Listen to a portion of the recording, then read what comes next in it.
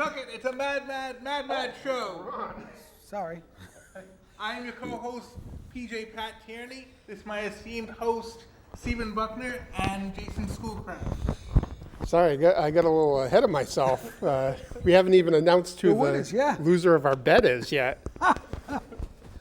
Well, anyway, yeah, Patrick, thanks for doing the opening in my place. I sort of lost myself there. Yeah, tonight's our annual post-Oscar show. And yeah, we haven't even said who the loser is in this scenario. Yeah. But Jason is joining us, and we always have our annual bet over who will get the most right out of the Oscars. So do we want to announce that now, I guess? Sure. Yeah. So, and there was some question as to whether my math was right. I was going to see if we had time before the show to double check. But I showed you having 14 right out of, what was it, 20, 21, 22? 24, I thought it was 24. 24 categories now? Yeah. And I got 16. So. It was good. It was close, and it was very close. The whole time we were going back and forth. We're talking to each other on the phone or texting, and like, oh. It was neck and neck, and I really did think I was probably going to lose, because out of all the major acting categories, he got all but one right. Yeah. And I got only one out of all of them. So the one that he got wrong, I got right. And the whole time I was going back and forth with you, I had incorrectly marked myself winning one. Oh, did you? Because I was trying to go through them and check them off. So the whole time I'm thinking we're neck and neck, but we're not tied. He's one ahead, I'm one behind. Yeah. And then it ended up being two, so.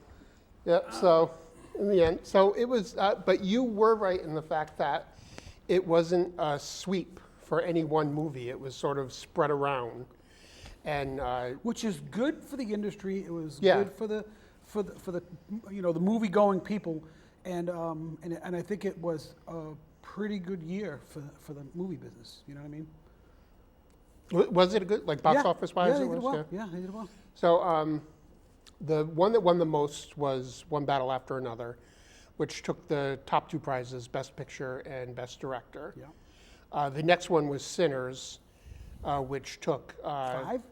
Was it 5? I think it was 5. Yeah, I think One Battle After Another got 6. I think they got 5. Yeah. They got one of the screenplay. They got some acting ones, and some of them. So they got quite a few.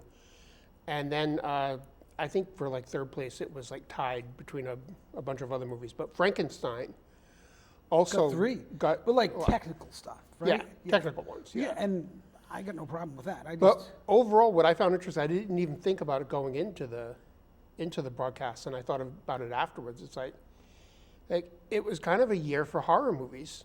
You got Frankenstein, Sinners, and Weapons. Yep. Amy Madigan won for that. I know.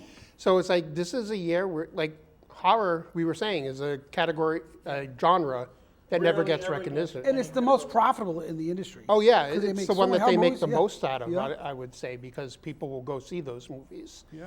And if we have time later in the show, I want to talk about a horror movie that just came out this weekend that I went to go see. Yeah. Oh, good. But yeah, it was kind of cool to see horror movies get their recognition, and I'm hoping, one of these years we'll see the same thing. Excuse me, the same thing for comedy. Yeah. Because comedy almost never gets any sort of recognition. Like, a lot of people have said a comedic performance is still as difficult a But performance. they make it look good. Yeah, If you're a good they make it comedic look actor, easy, I guess. they make it look easy, like there's dopey, doofy people the whole time doing it, and I think that's, obviously the industry knows that, but they don't push those. No, they don't. Yeah, very, very rare. And they were saying how last year how they don't put out as many theatrical comedies anymore. Yeah, that's why Naked Gun even had that right in the. Yeah, they have that in their advertising, their marketing. So I hope maybe we'll see a push for more comedies, because comedies are the genre I like to go see the most. And clearly they're the easiest to make a profit. It's just actors. There's usually not paying a ton of money. There's not big sets and not special effects. It's just, I don't know. You think of Anchorman, or I'm trying to think of a couple of those. Or American Pie. You string a whole bunch of raunchy jokes. And something like American Pie, for the most part, all those people were unknowns. when that movie was made. The only known actor in that really was Eugene Levy, and Eugene Levy was not a huge Part of the star. movie. He was known within comedy circles. Yep. And he wasn't a superstar either. He was known, but he wasn't a star. Yeah, he wasn't a superstar. I still wouldn't consider him a superstar, but he's more known now because of Schitt's Creek. Yep. Yeah. But, then he was even less known. People knew him from, SCTV and some things. good. But, yeah, I would like to see comedy get its due. So, as far as the other awards, were there any that surprised you? I was surprised that, and I haven't watched it, the guy that does CBS, he made a documentary about the rooms. Oh, yeah, There was yeah. something in the rooms or something. I picked that one. It didn't That get was best documentary. It got something else. Yeah, I picked it. What was that one?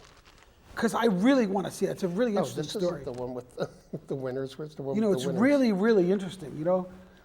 If you didn't know, Patrick, They did a segment on that as part of CBS Sunday Morning. and then they turned it And into then it. they Oh, see, kind I of love watching those pieces. expanded it into a documentary. Yeah, he wanted to recognize, in not in the sad, depressing way, about the people, the kids that died, and then Yeah, all the shootings. empty rooms. That's actually the one that won. yeah, Yeah, it I did win picked best that. documentary. It did. Oh, Okay. documentary short. Short, that's what it was. Yeah. So I want to see that. It's on Netflix. I got to watch it. I Yeah. should watch it when I get home. I remember seeing the piece on it on Yeah. CBS Sunday Morning, like maybe last year or the year before, when they did that. So it must have been 2 years maybe. Yeah. And then last year they expanded it to an actual documentary short. And as I was watching the presentation, I'm like, hey, that's the guy from CBS, and he's not saying nothing. He's just standing there. Maybe he just backed it. Maybe he paid money as a producer, and he came out. And then the other guy talked to him, which, they say the award people, I didn't know this, they're all basically prepped. Hey, listen, there's 6 of you. Somebody make the decision who's going to talk, because they will cut you off, blah, Oh, blah, yeah. blah. Think about it. Get prepared for it. It sounds kind of rotten, but do it, because if not, you can't remember your wife's name. And that guy there, he didn't say a word. And he walked off the stage, and he just went, and I'm like, oh, this guy's on TV all the time. He looks like a robot. And then I didn't know it was his movie. I mean, it was his idea and his concept. Yeah. And he asked the other guy to make it, which is great. One of the things that surprised me, I'm sure it surprised a lot of people, was the tie in the category of short. I guess it's animated happened short. before. I don't recall it. Yeah, I've been watching these for years. I don't recall any ties, but they said it's happened like 3 or maybe 5 times Yeah. in the whole history of the Oscars. And the guy, and this is another thing. After the show, they talked about how, you got to be quick and sharp. They know 2 people won the category. The first people goes fast. The second one drag it out. They turn the camera away. Stop playing the music and stuff. Yeah. It's crazy.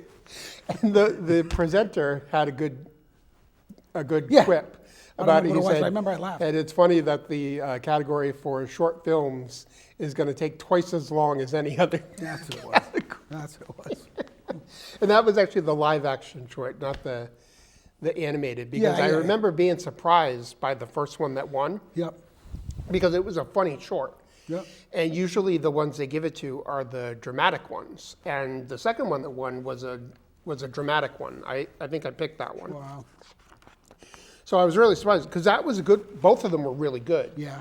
But I never picked the funny ones. Even though I may like the funny ones more, Yeah. I always assume it's going to go to a dramatic one and not a funny I one. didn't get a chance to go see them. They were at the Avon, and I think Yeah. they were at one of the showcases in Mass. I think they did it, but I wanted to go. I didn't get a chance. Yeah, I'd like to go and see they'll do I didn't get to see the documentary ones, but One of my coworkers went to the one in Boston, the Brattle. Oh, they were showing them there? Yeah. I know they were showing them at the Coolidge. The Coolidge, not the Brattle. The Coolidge. Yeah. The Brattle's when we went to. I was going to go to the Coolidge. I actually went to the All South County ones that's down in, is that Wakefield? Yeah. Yeah. Oh, wow. That's a pretty nice theater if you haven't Yeah? been there. Oh, I wow. haven't been there since they redid it. They have seat warmers. It's like, I've never seen that. Seat numbers? Seat warmers. Oh, wow. Like they have the reclining seats like most theaters have Yeah, now. yeah. But they also have a seat warmer. You Showcase the press ones a that button. the and other heat up the place seat. does that. The one in, Yeah. I forget which one. I found that to be unique. It was nice because it was a cold, rainy day when I went. Wow. Yeah, it was a good show. I thought it was I liked the representation of across kind of a good variety of movies that were in. I didn't get to see all of the smaller categories like the shorts and the animation ones and stuff. So I was Yeah, like the documentary ones I never see, so I always have to make a random guess. Yeah. For those. So I think, probably those will probably be out on Netflix, so you could probably watch them someplace. But I thought it was a good show. I really thought that Conan O'Brien did a good job overall. I love Conan O'Brien, so I was. Yeah, somebody was giving him some slack. He should have got fired last year, I heard. I'm like, what are you talking about? But I maybe because I was just so enamored with the opening sequence and how good that was and how well he pulled it off. Because you had to film all that first.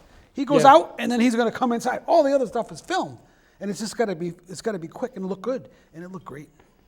It was, and then he also did the bit with I forget what it was called, but it was like some company that was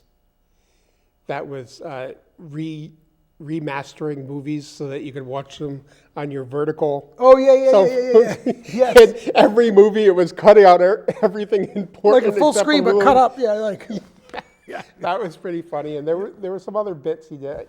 Usually I take notes as to which bits were the best, but it's like I figured a week after the show, no one's gonna care. No. But anyway. Be like, going from, you cut off Egon in that shot, walking through the library in Ghostbusters, to now you're cutting off everyone except for Peter. That's what it essentially. Yeah. That's it was funny. It was a funny bit. He had a few good bits in there, and the end. I mean, even though you knew how that end bit was going to end, it was funny. They basically had an end credit scene for the Oscars, which they took almost exactly from One Battle After Another, one of the final scenes in that movie. They recreated that, but with Conan. Really? And it was I a gotta, funny end. I gotta try to find it. I didn't know that. I missed it. I must have turned it off because it was. When they ended the show, and then I think I don't know if they started running the credits or it was before they ran the credits, but they had a scene. You saw One Battle After Another, right? Oh, of course, yeah. Did you see it? Right? Because I don't want. Oh, you did. Okay, so I'm not going to spoil anything for anyone who hasn't seen it. If you haven't seen it, this is a spoiler. They did the scene with Sean Penn from the end of the movie where they're taking Conan and they say to Conan, "Oh, I didn't see that." Conan, we want to make you Oscar host for life. And he goes, Oscar host for life? Me? Really? He goes, yeah, oh, man, I hope that's on YouTube. Job. I got to look for that. And then they lead him, and this is going to be your office, Conan. He goes, really? My own office? And he goes, yep, it's all yours. Let me just go get the key. Have a seat. And he goes and sits down in the office, and the guy closes the door. And the guy's Jim Downey, who was a writer for Saturday Night Live, so he knows Conan. He closes the door, and Conan sits down in the chair, and he's looking out the corner office windows, and he goes, what a view. And they show the view, and there's like a billboard that says, got herpes, or got crowns, or something. And he goes, this is great. And he sits back in the seat, kicks up his feet, and then you see the gas come in, and he dies. And you see them wheel him out, and they open the garbage chute. Oh, I can't believe I missed that. Into the garbage. I can't believe you didn't see it. Because I was so busy trying to figure it out, and I was like, oh, I gotta, Because it must be on YouTube. Oh, it's got to be somewhere. And then the very last thing they do, because they had put a little, sign on the door that said "Host for Life, Conan O'Brien." They slide that out of the thing, and then they put in Mr. Beast. So it was a good show. Oh my gosh. So you know what? I never started our timer. I have no idea how far into the show we are. Maybe Danielle can tell us. Yeah, we'll need a hint towards the end. So we might as well get to the bet before we run out of time. Yeah. So like we said, Jason, it was very close, but Jason did lose. Our bet, which we came up with pretty much on the air, was to recreate a scene from Marty Supreme, where Timothy Chalamet, I don't know how to say it. Is that how you say it? Chalamet, ding dong? Yeah. Chamalot. I have no idea. Anyway, his character, Marty Supreme, in order to suck up to a rich guy who's going to fund his tour, whatever, bid to be in, his tour, ping pong tour, he willingly lets the guy spank him with a ping pong paddle and, gets humiliated in the process. In front of everybody. In front of a bunch of rich guys. Yeah. This happens. And they all laugh. So we figured the loser could do that. Now, in floating this, after we agreed on that live on the show, I mentioned it to a couple people off the air afterwards, and they were like, "Oh no, don't do that." It's like, really? Why? And they said, "Well, that's just kind of dirty, isn't it?" It's like, dirty? And like, am I naive? It's like a humiliation. It's like the type of thing a frat guy would do to a pledge. Yeah. Or whatever. That's the way I was seeing it. But Animal House, right? Yeah. Yeah, Thank exactly. you, sir. May I have another? Yes. That's the way I was looking at it. But more than one person says to me, "Well, that's kind of sexual." It's like, it's not, the movie, it's not sexual. It's not a sexual thing. It's like, It's humiliation is what it is. that's kind of sexual. I wouldn't do that on TV. And it's like, oh, okay. And then another person said it to me. And it's like, I start second guessing myself. I said, should we not do this on the show? Am I wrong? Am I naive? Should we not do this? So I came up with an alternate because Jason, on occasion, sends me these videos of a guy. Is he Irish or Scottish? I think he's Scottish. He does all these food challenges, and the guy's got a filthy mouth. Yeah. But he does these food challenges and then just swears a blue streak as he's doing it. And one of them I think he did was this. It's called the If toe. not that one, very similar. Yeah, something along these lines. Toe of Satan. Which Dead is man's toe. a flamethrower's candy. So this is like a spicy thing. It says, will you beat the challenge? So it is a challenge thing. You're supposed to eat the whole thing? It says, can you survive 5 minutes? Oh. I wouldn't eat the whole thing. I wouldn't even make it. No, I know. So I gave Jason, before the show started, the option to, instead of the humiliation and slash sexual connotation Gratification. of being, the sexual gratification of being spanked by a ping pong paddle, he could do this instead. That is a fate worse than death for me. Yeah, he was adamant about doing. I know there's probably the nobody paddle. watching the show that watched previous shows way back in the day, but we always did, not always, but often did Done a lot of crappy food stuff, and I ones. hate it. Yeah. When I didn't lose, I didn't care, but I. We've done enough. We should get like a compilation Oh of all my God, the Twinkies. The Oreos. Yeah, we did you had to do that one with the rolling the Oreo. Whole and box it- of Twinkies. And it landed in the hot sauce. Yes. Oh my God. Like they were gross things. Yes. I think, or Toothpaste, things maybe? that just don't. Maybe? I don't know. There was nothing that wasn't edible. It was Yeah, all yeah. food items, but stuff that just does not go with a Twinkie. Yeah. And there were some normal things, but the hot sauce was the one that you did not want to get. And it landed right in the hot sauce. And like you couldn't get it out, so it was like absorbing more and more. That was hysterical. That was gross. But anyway, he opted not to do the spicy because he doesn't like the food things. So next year, who knows, I may end up having to do this for next year's Yeah. challenge. But he Dead opted for man's the toe. spanking. So Pat, you want to? No? so what? Should I limit it to 3? Yes. 3 hit. Okay. Well, you already got me twice, right? Did I? Well, before the show, and I got carried away. you know that doesn't count. That doesn't count. Not everyone saw that. All right, I'm getting in Pat- position. All right, let me take off my mic. Thank you. I should take the mic, put it right up there so we can hit the screen. No, don't forget to say, thank you, sir.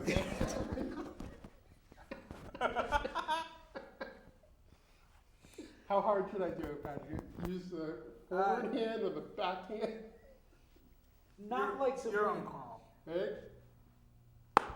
Thank you, sir. I can have another. Can I have another? All right. Thank you.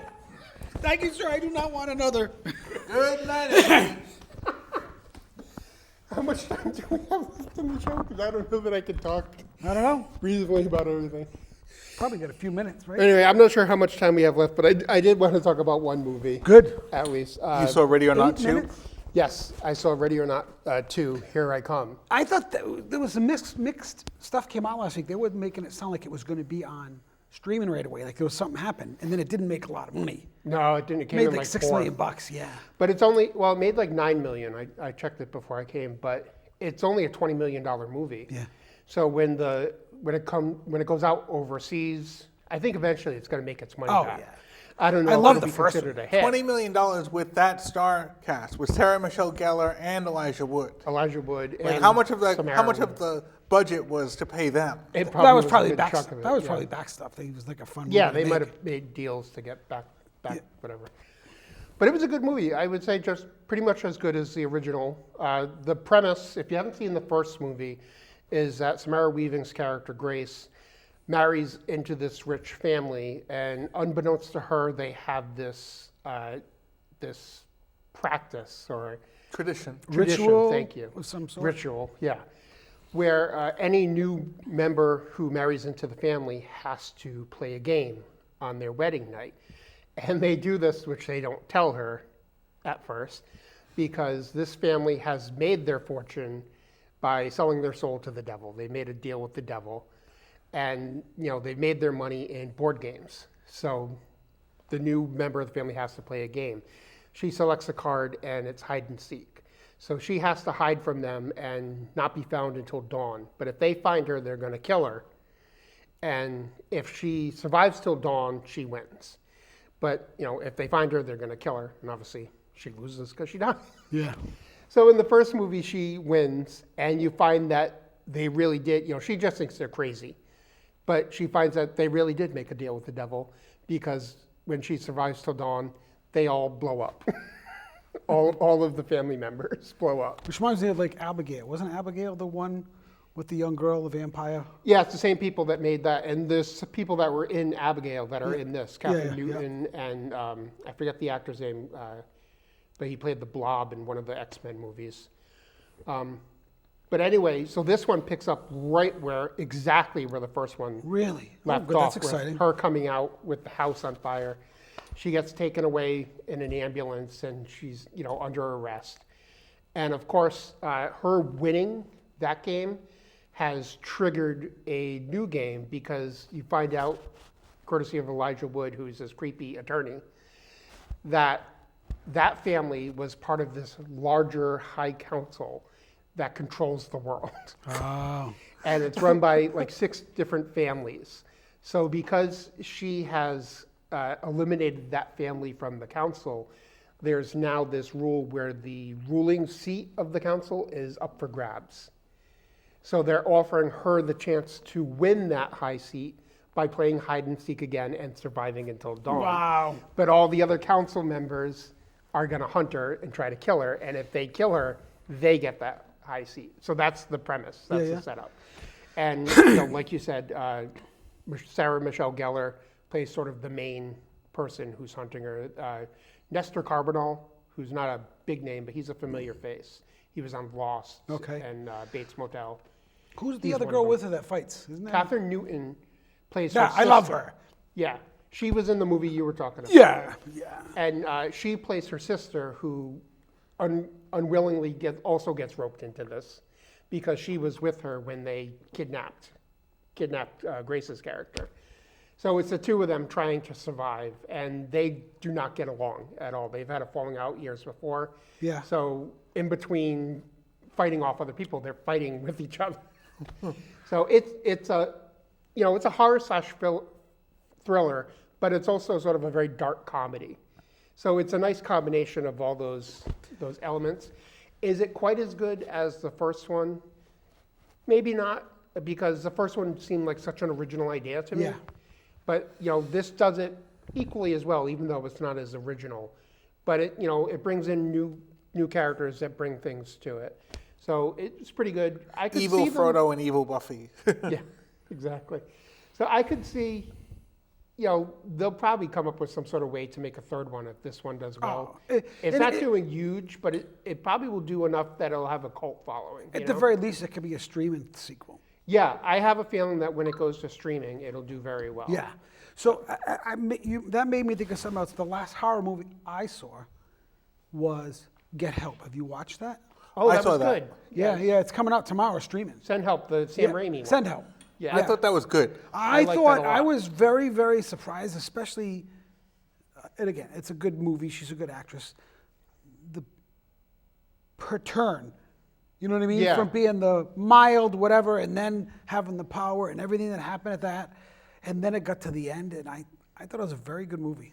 Yeah, I mean, they really played with your emotions. Yeah. Yeah. In that, because, you know, they have you feeling for her, and then it gets to a point where you start to feel bad for the guy. Yeah. And then he has a heel turn again, and you feel bad for her again, and it keeps shifting your your sympathies Yep. in the movie. We talked about that. Yeah. Yeah, when we but initially very did it. Hitchcockian when you Yeah. feel bad for.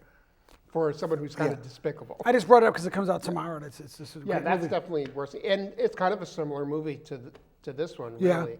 Because I would say Send Help had a little bit of a dark sense of humor Yes. to it. And that has a lot to do with Sam Raimi. All of Oh yeah. his movies, even though they're bloody horror movies, they've all got a little bit of a...